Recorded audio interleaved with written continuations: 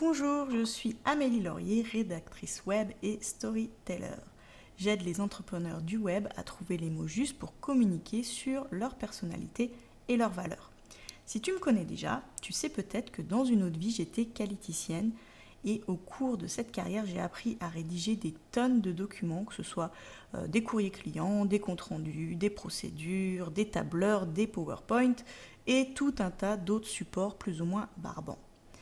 Il y a une chose qu'on m'a apprise très tôt, c'est qu'en matière de rédaction, rien ne se perd, tout se transforme.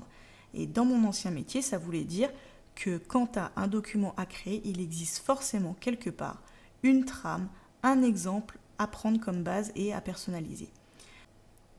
Ça veut dire aussi que tu as plutôt intérêt à conserver précieusement une trace de tous les travaux que tu réalises, de compiler tout ça dans des archives dans lesquelles tu peux piocher des éléments pour tes rédactions futures.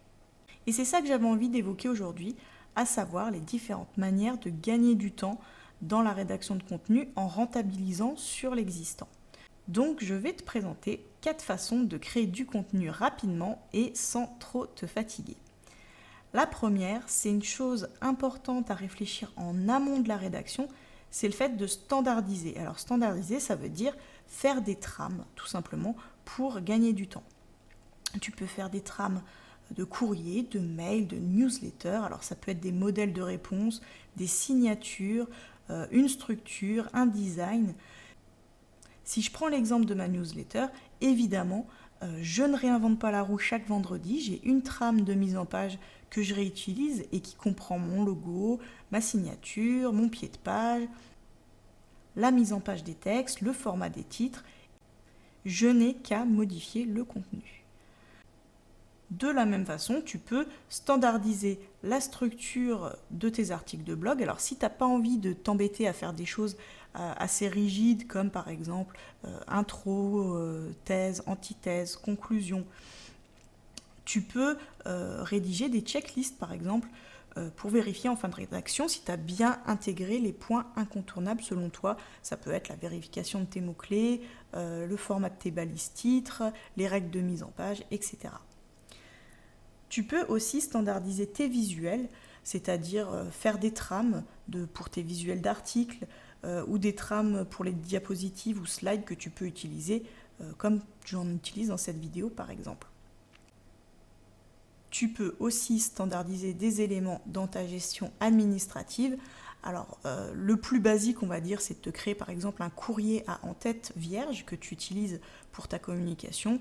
Ça peut être aussi des trames de compte rendu pour tes clients et plus généralement tous les contenus que tu produis régulièrement dans ton mode de fonctionnement habituel. Donc chaque fois que tu crées un nouveau document, que ce soit pour toi, pour ta communication, c'est vraiment utile de te demander si tu vas être amené à le réutiliser et donc te demander si créer une trame pour ce document serait utile. Une autre manière de rentabiliser un contenu existant, c'est de le réviser. C'est particulièrement vrai pour le contenu de ton site. C'est important en matière de référencement parce que tu dis à Google que ton site évolue et qu'il est à jour. Alors évidemment, ça ne veut pas dire que tu dois changer pour changer. Par contre, tu peux modifier régulièrement les infos qui ne sont plus d'actualité.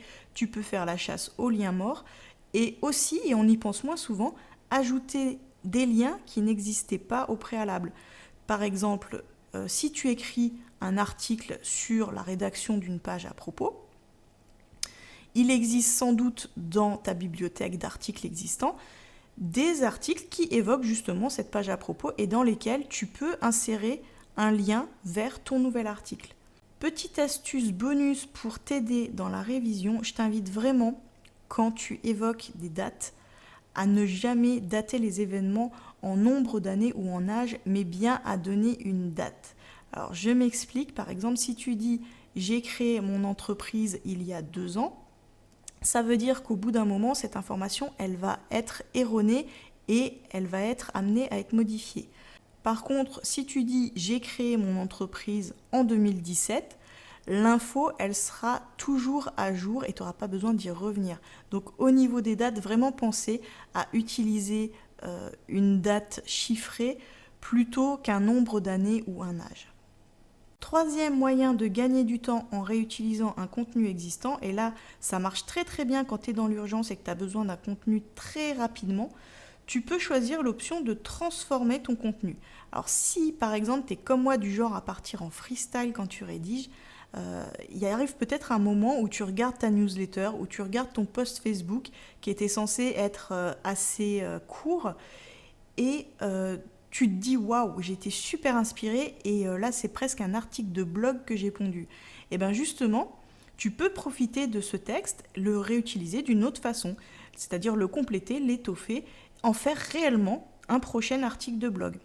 Inversement, tu peux utiliser un extrait d'article de blog pour en faire une publication sur les réseaux ou un conseil dans une newsletter. Petite parenthèse, je sors vite fait du domaine de la rédaction pour parler un peu audiovisuel parce qu'il y a une chose ultra simple à faire pour réutiliser ton contenu vidéo si tu en produis, c'est de le transformer en podcast. Il y a plein de logiciels très simples d'utilisation qui te permettent de séparer les pistes son et images d'une vidéo et tu peux donc récupérer le son, le retravailler au montage éventuellement pour lui donner une nouvelle vie avec un format podcast qui est de plus en plus apprécié. Une dernière façon de réutiliser un contenu existant, c'est tout simplement de le compléter. Alors ça, c'est un peu la cerise sur le gâteau. Ça vient en général quand tu as acquis un peu une certaine notoriété quand même sur ton média principal, alors que ce soit un blog, un vlog, un podcast, et que tu commences un peu à t'intéresser aux statistiques. Parce que là, tu peux identifier ton contenu populaire, celui que tu sais qui est déjà attractif, et tu peux le compléter par une ressource additionnelle. Alors ça peut être un PDF, une vidéo, une infographie, et en fait tu vas enrichir un contenu qui séduit déjà pour le rendre encore plus attrayant. Et là tu rentabilises vraiment sur l'existant, tu apportes une valeur ajoutée à ton contenu sans trop d'efforts. J'espère que tu as apprécié ces quelques conseils pour réutiliser ton contenu existant pour gagner du temps. N'oublie pas que pour gagner encore plus de temps dans la rédaction de tes contenus, tu peux aussi la déléguer évidemment et c'est avec plaisir que je mets alors ma plume à ton service. Pour retrouver toujours plus de conseils storytelling et rédaction web, je t'invite à t'inscrire à mes emails améliorés. Tu trouveras le lien d'inscription en commentaire de cette vidéo ou sur le PDF qui l'accompagne. Je te souhaite une super journée. En 2 mots, à bientôt.